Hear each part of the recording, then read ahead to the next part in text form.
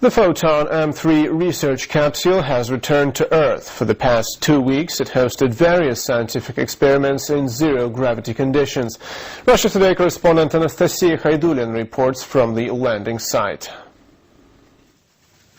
6.5 tons isn't much weight at all in the Earth's orbit, but once it free falls back to Earth, every kilo counts, especially as the weight includes thousands of living organisms.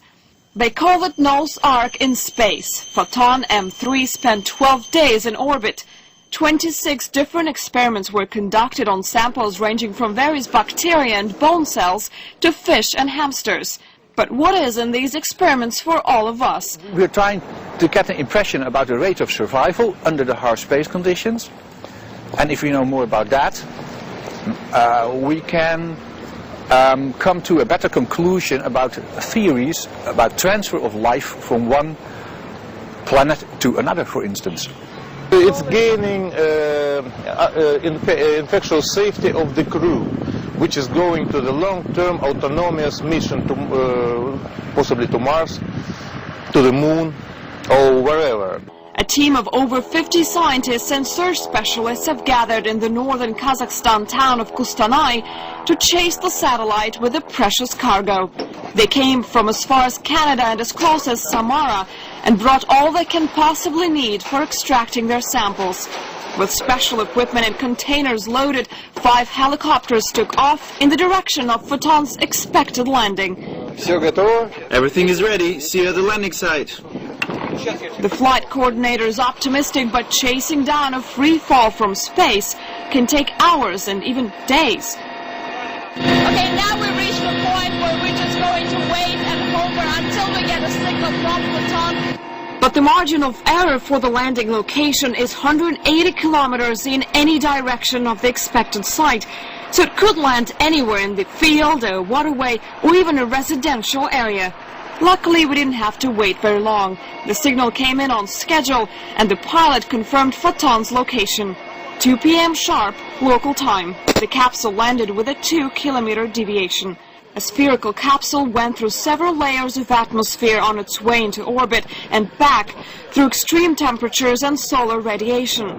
First to approach it were scientists from the European Space Agency, who placed a porous stone with living moss on the outside the capsule 2 weeks ago.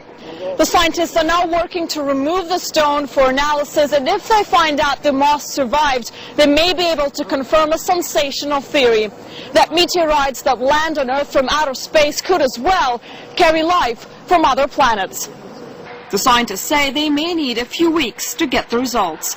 But it was the hamsters everyone was curious about. Russian scientists sent 12 of them into orbit to test their ability to survive in space without water. They were all acting very lively. They all survived. The Germans sent newborn baby fish into space. All seem to have come back safe and sound. With the capsule dismantled, the samples are packed and ready to be spread around the globe for further research. This isn't the first time a satellite has landed in the area, but locals continue to wonder. And they're not the only ones observing. Animal rights groups are raging about the experiments.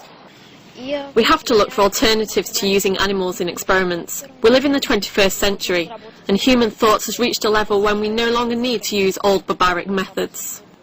The mice, the fish, the butterflies, the slugs and snakes, all species will be killed for further tests. Let's think about tomorrow when we'll be colonizing other planets together with the Earth's animals. So now we have to make this unattractive sacrifice for humanity's and the animals' own good.